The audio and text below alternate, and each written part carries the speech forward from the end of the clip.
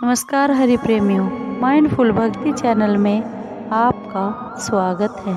हरि प्रेमियों, कैसे हैं आप? उम्मीद है आप सब अच्छे होंगे।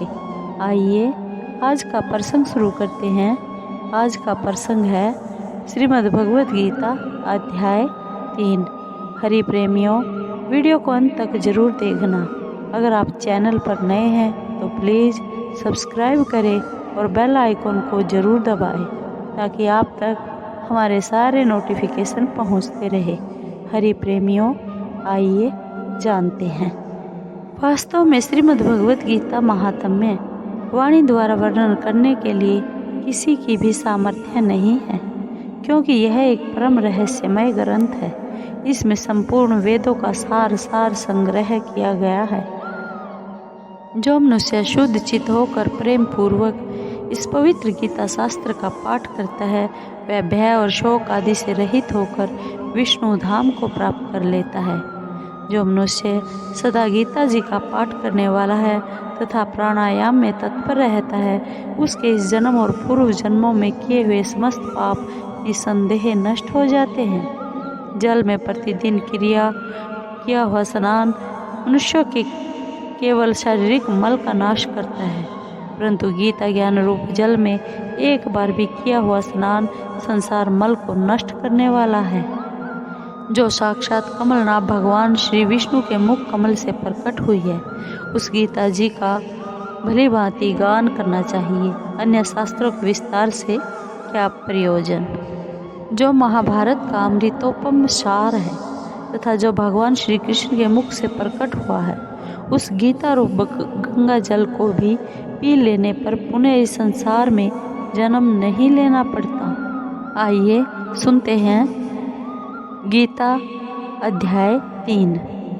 अर्जुन बोले, हे जनार्दन, यदि आपको कर्म की अपेक्षा ज्ञान श्रेष्ठ मान्य है तो फिर हे केशव, मुझे भयंकर कर्म में क्यों लगाते हैं? आप मिले हुए से वचनों से मेरी बुद्धि को मानो मोहित कर रहे हैं। इसलिए उस एक बात को निश्चित करके कहिए जिसमें मैं कल्याण को प्राप्त हो जाऊं। श्री भगवान बोले, हे निष्पाप, इस लोक में 2 प्रकार की निष्ठा मेरे द्वारा पहले कही गई है। उनमें से सांख्य योगियों की निष्ठा तो ज्ञान योग से और योगियों की निष्ठा कर्म योग से होती है। मनुष्य न तो कर्मों का आरंभ किए बिना निष्कर्मता को यानी योग निष्ठा को प्राप्त होता है और न कर्मों के केवल त्याग मात्र से सिद्धि यानी सांख्य निष्ठा को प्राप्त होता है। निसंदेह कोई भी मनुष्य किसी भी काल में क्षण मात्र भी बिना कर्म किए नहीं रहता, क्योंकि सारा मनुष्य समुदाय प्रकृति जनित गुणों द्वारा परवश हुआ कर्म करने के लिए बाध्य किया जाता है। जो मूढ़ बुद्धि मनुष्य समस्त इंद्रियों को हठपूर्वक ऊपर से रोककर मन से उन इंद्रियों के विषयों का चिंतन करता रहता है, वह मिथ्याचारी अर्थात दंभी कहा जाता है। किंतु हे अर्जुन, जो पुरुष मन से इंद्रियों को वश में करके अनासक्त हुआ समस्त इंद्रियों द्वारा कर्मयोग का आचरण करता है, वही श्रेष्ठ है। तो शास्त्र विहित कर्तव्य कर्म कर, क्योंकि कर्म न करने की अपेक्षा कर्म करना श्रेष्ठ है तथा कर्म न करने से तेरा शरीर निर्वाह भी नहीं सिद्ध होगा। यज्ञ के निमित्त किए जाने वाले कर्मों से अतिरिक्त दूसरे कर्मों में लगा हुआ ही यह मनुष्य समुदाय कर्मों से बंधता है। इसलिए हे अर्जुन, तू आसक्ति से रहित होकर उस यज्ञ के निमित्त ही भली भांति कर्तव्य कर्म कर।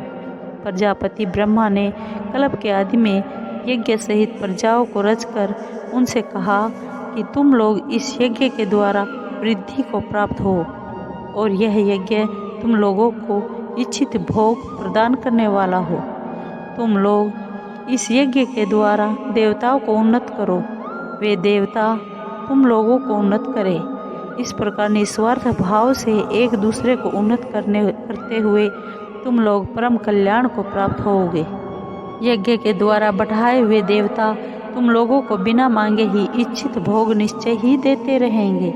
इस प्रकार देवताओं के द्वारा दिए हुए भोगों को जो पुरुष उनको बिना दिए स्वयं भोगता है, वह चोर ही है। यज्ञ से बचे हुए अन्न को खाने वाले श्रेष्ठ पुरुष सब पापों से मुक्त हो जाते हैं। और जो पापी लोग अपना शरीर पोषण करने के लिए ही अन्न पकाते हैं वे तो पाप को ही खाते हैं। संपूर्ण प्राणी अन्न से उत्पन्न होते हैं। अन्न की उत्पत्ति वृष्टि से होती है, वृष्टि यज्ञ से होती है और यज्ञ विहित कर्मों से उत्पन्न होने वाला है। कर्म समुदाय को तू वेद से उत्पन्न और वेद को अविनाशी परमात्मा से उत्पन्न हुआ जान। इसे सिद्ध होता है कि सर्वव्यापी परम अक्षर परमात्मा सदा ही यज्ञ में प्रतिष्ठित है। हे पार्थ, जो पुरुष इस लोक में इस प्रकार परंपरा से प्रचलित सृष्टि चक्र के अनुकूल नहीं बरतता, अर्थात अपने कर्तव्य का पालन नहीं करता, वह इंद्रियों के द्वारा भोगों में रमण करने वाला पापायु पुरुष व्यर्थ ही जीता है। परंतु जो मनुष्य आत्मा में ही रमण करने वाला और आत्मा में ही तृप्त तथा आत्मा में ही संतुष्ट हो, उसके लिए कोई कर्तव्य नहीं है। उस महापुरुष का इस विश्व में न तो कोई कर्म करने से कोई प्रयोजन रहता है और न कर्मों के न करने से ही कोई प्रयोजन रहता है, तथा संपूर्ण प्राणियों में भी इसका किंतु इंद्रियां, मन और बुद्धि ये सब इसके वास स्थान कहे जाते हैं। यह काम इन मन, बुद्धि और इंद्रियों के द्वारा ही ज्ञान को आच्छादित करके जीवात्मा को मोहित करता है। इसलिए हे अर्जुन, तू पहले इंद्रियों को वश में करके इस ज्ञान और विज्ञान का नाश करने वाले महान पापी काम को अवश्य ही बलपूर्वक मार डाल। इंद्रियों को स्थूल शरीर से पर यानी श्रेष्ठ, बलवान और सूक्ष्म कहते हैं। इन इंद्रियों से पर मन है, मन से भी पर बुद्धि है और जो बुद्धि से भी अत्यंत पर है वह आत्मा है। इस प्रकार बुद्धि से पर अर्थात सूक्ष्म, बलवान और अत्यंत श्रेष्ठ आत्मा को जानकर और बुद्धि के द्वारा मन को वश में करके, हे महाबाहो, तू इस काम रूप दुर्जय शत्रु को मार डाल। हरि प्रेमियों, आपको ये वीडियो कैसी लगी?